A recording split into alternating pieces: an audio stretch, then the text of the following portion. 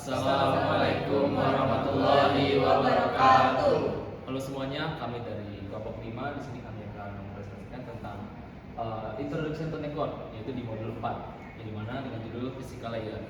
Di sini ada saya, Hafiz Rahmat Kurniawan, lalu ada saya Nabil Hasani, saya Alberto Satria Dipolo, Saya Bella Sari, saya Davina Anissa. saya Muhammad Nizar. untuk materi pertama yaitu Purpose of the Physical Layer akan dijelaskan oleh saudara Nabil. Nantinya dipersilakan. Baik, di sini saya akan menjelaskan tentang materi physical layer.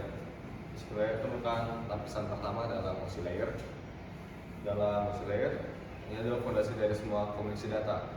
Yang pertama, apa sih itu physical layer? Physical layer adalah lapisan terbawah yang menangani pengiriman data dalam bentuk raw, bit, dalam bentuk 0 dan 1 melalui media transmisi fisik. Di sini data tidak lagi dilihat secara file ataupun paket, melainkan sebagai sinyal listrik cahaya ataupun gelombang radio. Jadi di sini pada physical layer, data ditransmisikan dalam bentuk gelombang ataupun data dalam bentuk linear bit 0 dan 1. Lalu fungsi utamanya, yang pertama variabilitas bit, mengubah bit 0 dan 1 menjadi sinyal yang sesuai dengan medianya. Di sini tentu di media transmisi pada jaringan itu ada kabel fiber optik, wireless, dan kabel tembaga. Dan jika kita menggunakan kabel tembaga, sinyal akan diubah menjadi sinyal listrik. Jika kita menggunakan fiber optik, sinyal akan diubah menjadi pulsa cahaya ataupun gelombang cahaya. Lalu dalam wireless akan diubah menjadi gelombang radio. Dan di sini data di encoding, yang artinya menentukan bagaimana pola bit diubah menjadi kode tertentu agar bisa dibedakan antara data kontrol dan data awal. Lalu karakteristik pentingnya, yang pertama tuh bandwidth, kapasitas maksimal media untuk membawa data, misalnya 1 GB atau 500 MB dan macamnya. Kalau ada throughput atau kecepatan transfer data aktual yang terjadi pada waktu tertentu. Jadi dalam pentransferan data di sini terdapat sebuah speed atau kecepatan yang mengatur secepat apa data dapat ditransfer dan diterima. Lalu ada output, kecepatan transfer data benar-benar berguna setelah dikurangi overhead, protokol, dan transmisi. Mungkin sekian dan akan lanjut oleh rekan saya.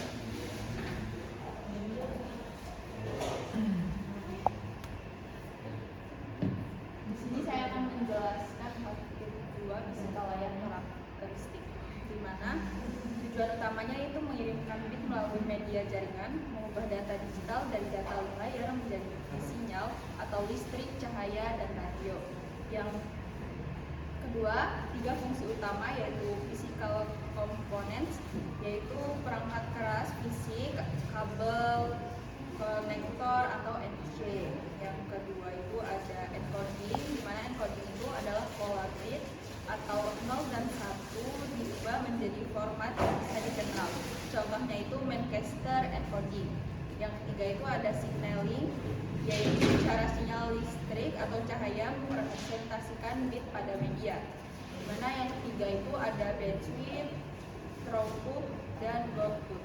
Dimana yaitu yang pertama itu ada bandwidth, yaitu kapasitas maksimal media atau kecepatan.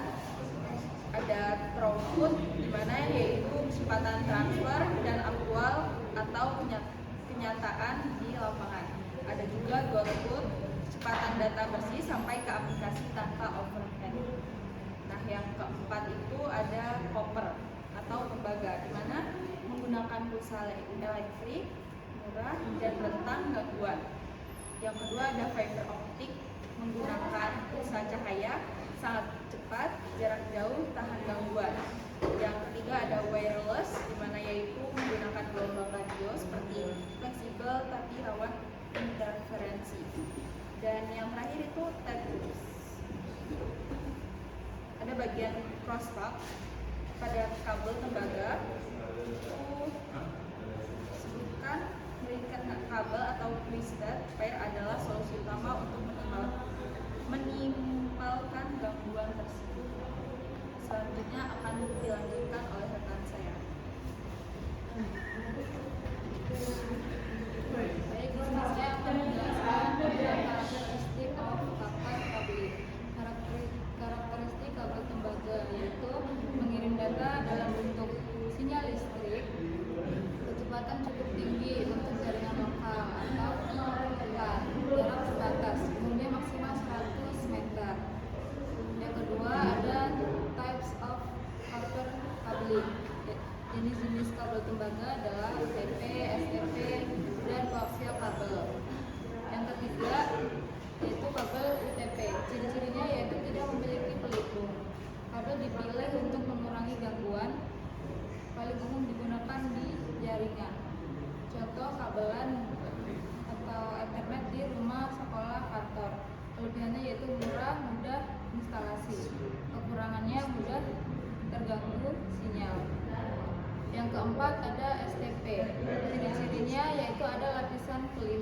foil atau anyaman.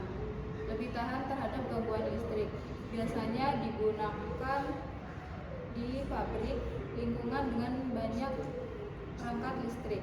Kelebihannya yaitu minim gangguan, kekurangannya lebih mahal, instalasi lebih sulit. Dan yang terakhir ada koaksial kabel.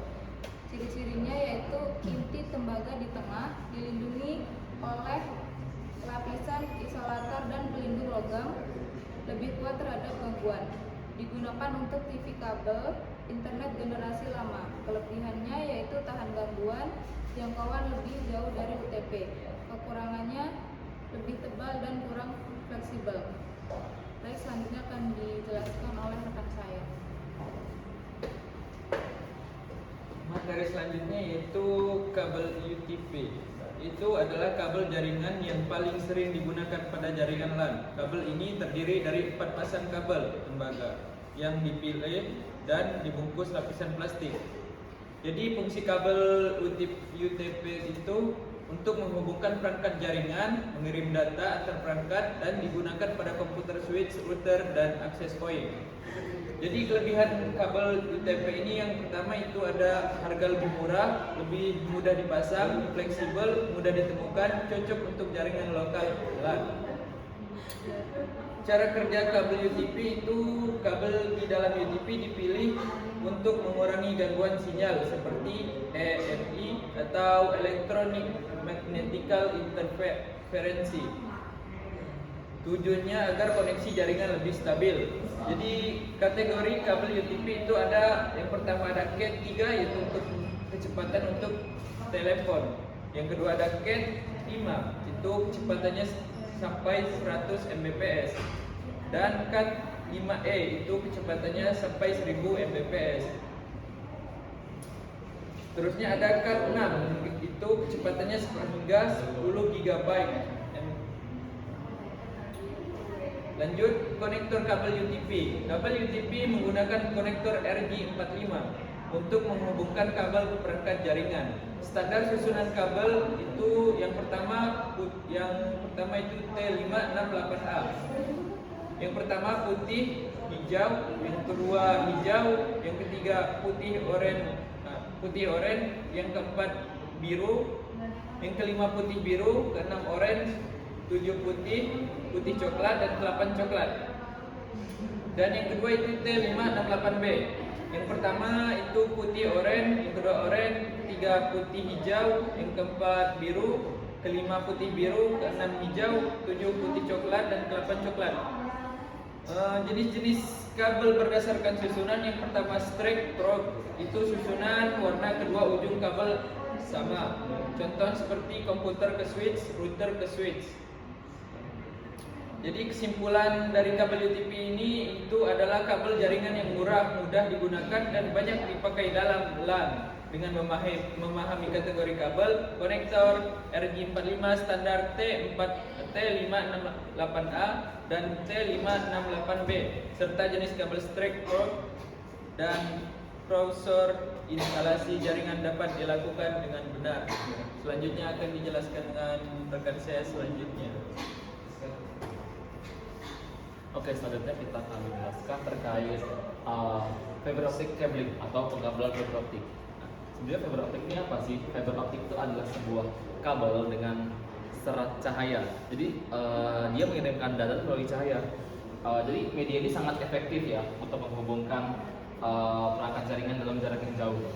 Dan juga dia pengirimannya sangat tinggi, teman-teman. Lalu di fiber optik juga ada sifat-sifatnya, yaitu misalkan ada kabel gangguan, misalkan dia ini kan menggunakan cahaya ya, dia tidak menggunakan listrik. Jadi kabel ini dapat terpengaruh oleh gangguan elektromagnetik dan frekuensi radio. Lalu juga keamanan, di datanya lebih aman karena kabel ini tidak memancarkan sinyal listrik yang bisa disadap oleh luar. Dan juga jangkauannya, sinyal dari fiber optik ini dapat menempuh jarak yang berkilometer, beratus-ratus yang dapat menghubungkan jaringannya. Nah, lalu untuk jenis-jenis dari media fibernya ini, pertama ada single mode fiber, yang dimana dia ini memiliki inti core yang sangat kecil.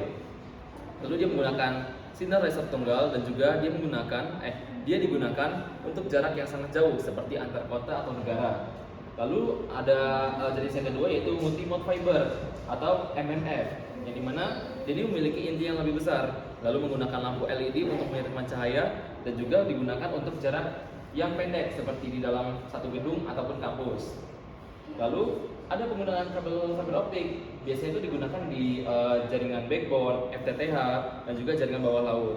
Lalu untuk konektor fiber optik sendiri, ini ada beberapa tipe konektornya, yaitu ada ST, SC, dan LC. Yang dimana ST itu adalah bentuknya bulat, lalu dipasang dengan cara diputar seperti bohlam. Lalu untuk SC sendiri, dia bentuknya kotak dan juga dipasang dengan cara didorong dan ditarik. Lalu untuk LC sendiri, yaitu bentuknya mirip seperti SC tetapi lebih kecil, yang dimana sering dipakai pada perangkat modern yang dengan padat kabel. Lalu untuk kabel fiber atau packernya, dia ini adalah sebuah kabel penghubung pendek yang digunakan untuk menyambungkan perangkat ke panel. Contohnya seperti kabel kuning biasanya menandakan single mode. Lalu untuk kabel oranye atau biru langit atau aqua, dia itu biasanya menggunakan menandakan multi mode. Lalu ada yang terakhir, perbandingan fiber versus tembaganya. Misalkan di sini kalau untuk fiber itu bandwidth jauh lebih unggul daripada kabel tembaga karena dia ini lebih besar tanggungan biayanya. Lebih besar kapasitasnya. Lalu untuk jarak juga fibernya lebih unggul daripada UTP karena dia bisa bisa ditarik hingga berkilo-kilometer, dan juga keamanan fiber lebih sulit disadap dibandingkan tembaga karena fiber itu menggunakan cahaya bukan listrik, dan juga dia harganya itu pasangan fiber lebih mahal daripada UTP karena dia ini butuh keahlian khusus dalam pemasangannya. Oke, untuk materi selanjutnya wireless media akan dijelaskan oleh kawan saya Nizar. Oke, di sini saya akan menjelaskan terkait materi tentang wireless media. Yang pertama ada properties of wireless media atau karakteristik media nirkabel. Media nirkabel memungkinkan perangkat seperti tablet atau smartphone untuk terhubung ke jaringan tanpa kabel. Media nirkabel menggunakan sinyal elektromagnetik untuk mengirim data dalam bentuk biner melalui frekuensi radio atau gelombang mikro. Kelebihan utama wireless adalah mobilitas tinggi dan saat ini menjadi cara utama untuk terhubung ke jaringan rumah maupun perusahaan. Untuk keterbatasan wireless ini ada di jangkauan, terbatas oleh bangunan, material, dan kondisi lingkungan. Kemudian interface gangguan bisa terganggu oleh perangkat lain seperti microwave, telepon kabel, dan lain-lain. Selanjutnya type of wireless media atau jenis wireless. Standar wireless ditentukan oleh IEEE dan mencakup pengkodean data ke sinyal radio, frekuensi dan daya transmisi, penerimaan dan decoding sinyal, desain antena. Jenis-jenis wirelessnya ada Wi-Fi, Bluetooth, WiMAX, Zigbee. Kemudian wireless LAN atau WLAN. WLAN memungkinkan perangkat terhubung ke jaringan LAN tanpa kabel. Perangkat yang dibutuhkan seperti access point untuk menghubungkan perangkat wireless ke jaringan kabel. Kemudian wireless NIC, adapter agar perangkat bisa terhubung ke jaringan wireless. Keuntungannya seperti hemat biaya dan fleksibel, namun harus memperhatikan keamanan jaringan agar tidak mudah disusupi. Materi selanjutnya paket tracer, connector, dan wireless LAN. Dalam simulasi paket tracer, kita akan mempelajari seperti memilih kabel yang tepat, menghubungkan perangkat jaringan, dan melihat konfigurasi jaringan. Dan praktikum dan wireless NIC. Tujuan dari praktikum ini adalah mengidentifikasi dan menggunakan NIC atau Network Interface Card, menggunakan ikon jaringan di sistem.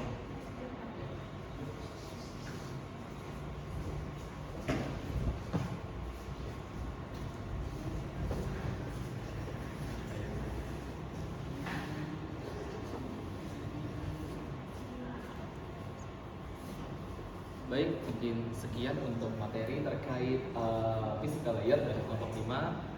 Kami ucapkan mohon maaf apabila terdapat kesalahan kata atau perbuatan. Kami akhiri. Wassalamualaikum warahmatullahi wabarakatuh.